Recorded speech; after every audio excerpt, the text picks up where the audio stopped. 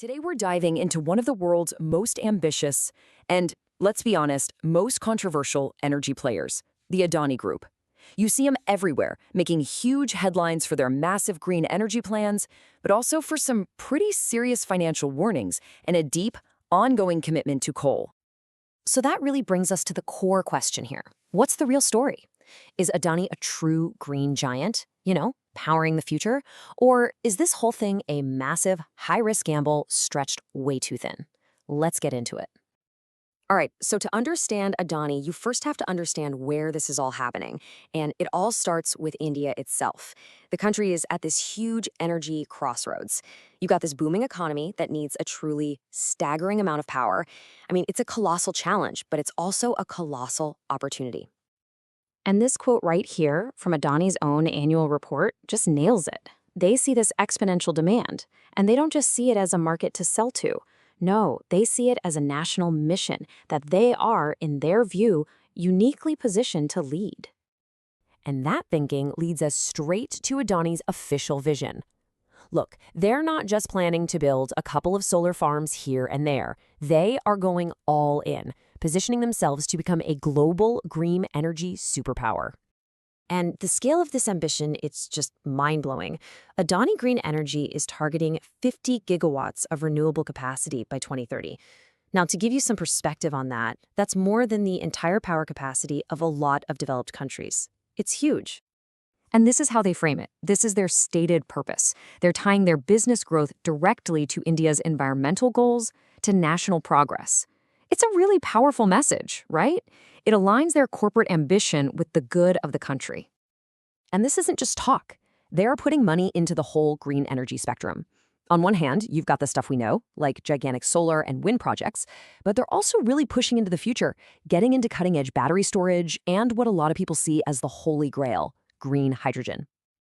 And if you just look at the numbers, their strategy seems to be working incredibly well. I mean, an EBITDA margin that's a key measure of profitability, over 90%, that's almost unheard of. The revenue, the cash profits, they're all looking really solid. By these metrics, Adani Green Energy looks like an absolute financial powerhouse. But, and it's a big but, there's a whole other side to this story. So while the company is painting this really rosy picture, some financial analysts are out there sounding a very, very loud alarm bell.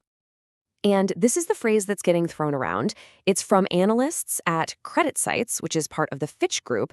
They're warning that the whole group's rapid, debt-fueled expansion has put its finances under some serious pressure. And that's a direct shot at that positive story we just saw.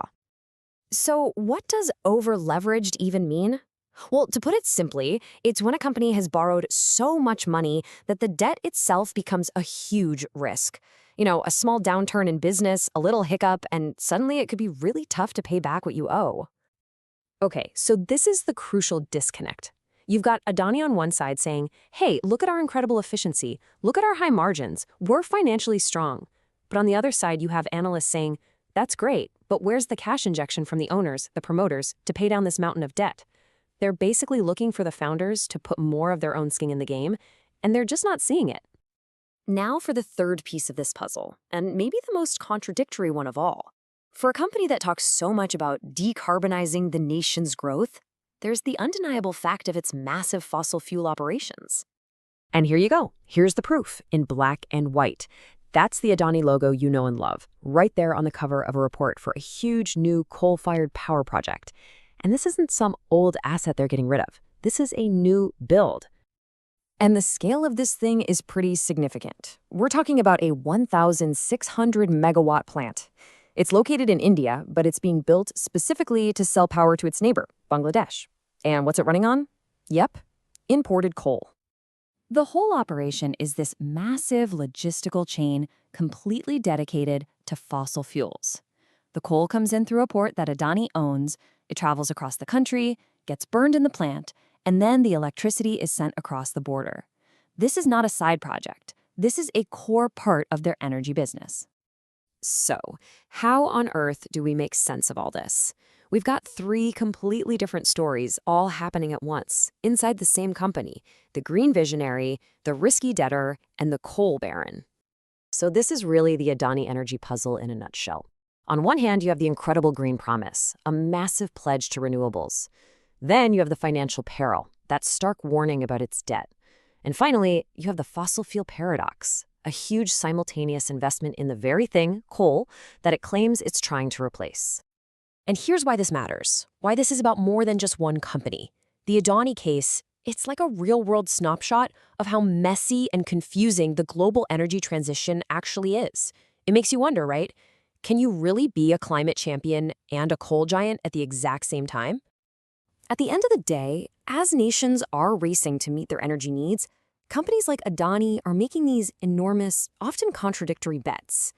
And it kind of forces all of us to step back and ask, what are the hidden risks here?